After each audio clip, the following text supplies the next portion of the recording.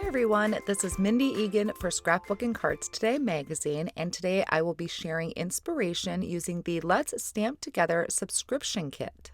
This kit features products from Concord and Ninth, and I will be using the design elements on the stencil to create my one-layer cards. First, we're going to take a quick look at the kit that I'm going to be using. Here is the stencil with the two design elements and also the parts that are going to color in the images. There is also a coordinating die for the leaf and the flower. Then you have your stamp set, which has that image of the leaf and the flower along with some sentiments. For my two cards today, I'm only going to be using the stencil, and I have two pieces of white cardstock from Concord and Ninth. You are going to need some sort of either Post-it tape. I have some smaller one and I have a 2-inch roll, or you can use Post-it notes. That works just as well.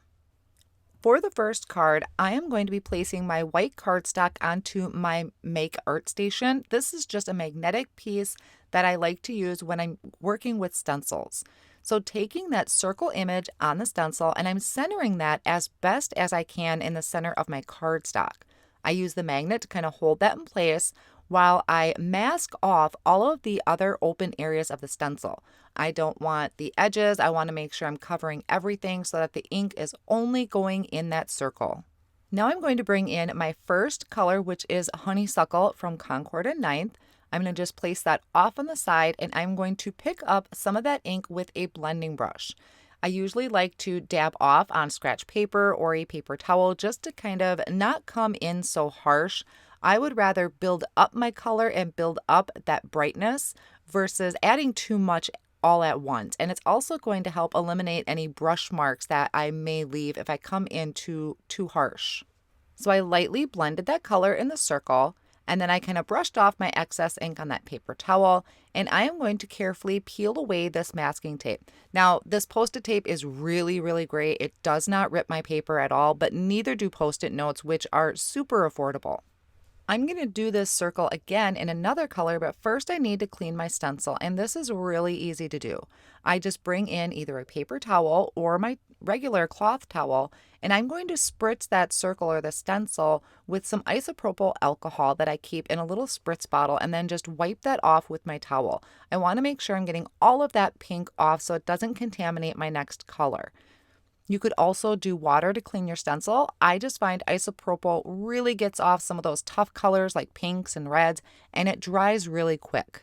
I brought my paper back in, and I'm lining up my stencil so that it's overlapping my first circle and hanging off the edge of my card front. I'm just using that magnet to kind of hold everything in place while I go around all of those edges, including the parts of the stencil that are exposed, so that none of that cardstock is showing. Then I'm going to bring in my next color, which is Buttercup, and I'm going to ink blend this circle in that light yellow. Now, I was pretty precise about which colors I was using because I was thinking ahead about the overlap. When these two colors overlap, they are going to create a beautiful orange, but I'm also going to see that nice bright yellow.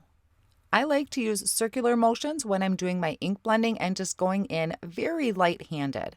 Once again, remove my Post-it tape. Off screen, I'm going to clean off my stencil, and then I'm going to move it over to the other side of my pink circle. Try and line that up as best as I can. I typically eyeball a lot of things. I don't do a lot of measuring or using grid lines. So once I have that pretty much what I think is straight or in a line with the rest of my circles, I can mask off all of those areas. And notice I'm reusing this Post-it tape numerous times. Now this time I'm bringing in Aqua Sky, which is a really nice light blue. And when this overlaps with that honeysuckle we originally did in the center, it's going to create a really soft purple. While normally I would jump at the chance to ink blend the image that's included with the stamp set, I just thought it would be really fun to create more of the design elements on the background of my card, really utilizing that circle and I think what everybody called the jelly bean that's up at the top there, the other shape, which we will be using in the next card. So I removed all of that Post-it tape. Here is my one-layer card front so far. And since I had all of my inks out and my Make Art Station, I'm going to go ahead and start working on my next card. So both of these card fronts are measuring 4 1/4 by 5 1/2. Now I have, I think, what everybody called the jelly bean, or I'm calling it the jelly bean. I think people might have called it the bean, but I'm calling it a jelly bean. And this time I'm going to do 2 colors in that one area because this is a larger area, so I can have a little fun with this. I started by ink blending on that honeysuckle ink, and then I'm coming in from the other side with the buttercup ink. So like I said before, when these overlap, we have this really beautiful orange. So now when I peel away this Post-it tape, I will clean off my stencil and I'm going to bring it back in and kind of turn it and position it in a different area of the card front. I think another thing that's really great about this stencil is you can flip them over to get different directions out of them. So I masked off the areas all around this design element, and now I'm coming in with the buttercup ink again, blending that on, and I'm going to leave some white space down there so I can bring in the aqua sky. And when these two combine, you're going to get just a hint of a light green. A tip when doing your ink blending is start off of the area. So start off of the stenciled area that you're going to add the color to and blend up into it. So I started on the Post-it tape and blended onto the open cardstock. Now I removed the Post-it tape, cleaned my stencil, bringing it up to the top corner, so positioning it in a different angle. And this time I'm coming in with Oceanside. So it's more of a dark blue or a dark teal, kind of blending that on one end. Then I'm going to bring in Eggplant. Now I'm not cleaning it in between when I'm doing these 2 colors. I'm just making sure that the 2 colors I'm using at the current moment are going to blend nicely. And purple and kind of that dark blue or that dark teal always blend beautifully.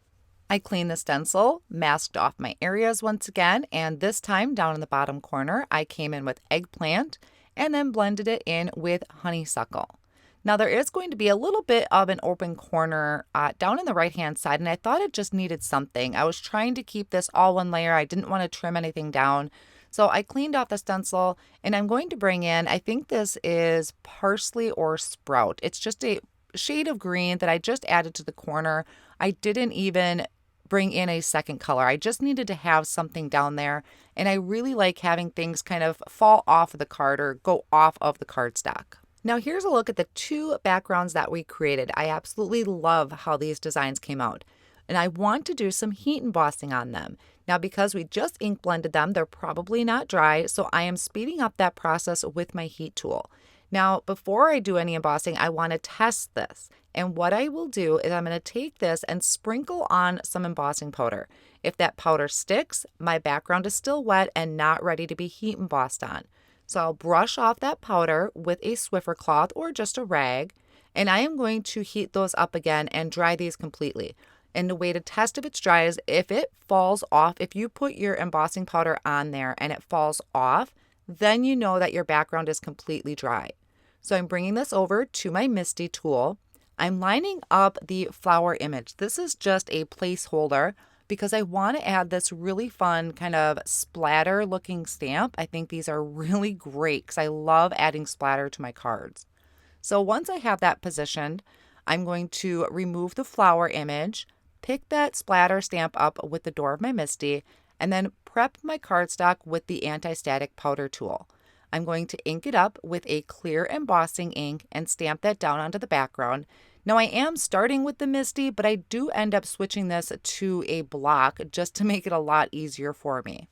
I'm going to sprinkle on some gold embossing powder, tap off that excess, and I'm not going to heat set this just yet. I'm putting this back in my Misty, bringing that flower stamp back in just to be able to position this.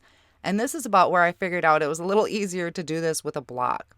So once again, figured out where I wanted to place those splatters, removed that stamp, and then I could stamp that down with the embossing ink.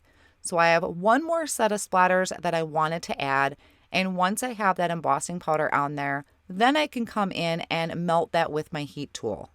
Now that all of our splatter is heat embossed, I let that cool for a few seconds, and then I'm bringing that back into the Misty, and I am going to use the flower image and actually stamp it this time, but I'm stamping it in black. This is the Gina K Designs Obsidian Amalgam Black ink, which I love for stamping, My pad is a little bit dry at the moment, so I do need to stamp this about 2 or 3 times to really catch all that detail, especially in the middle of the flower. But keep in mind, if you're using the obsidian ink, it does take a little while to dry, so you're going to want to make sure you don't bump it. You can set it off on the side, or you could sprinkle on clear embossing powder or just heat set it.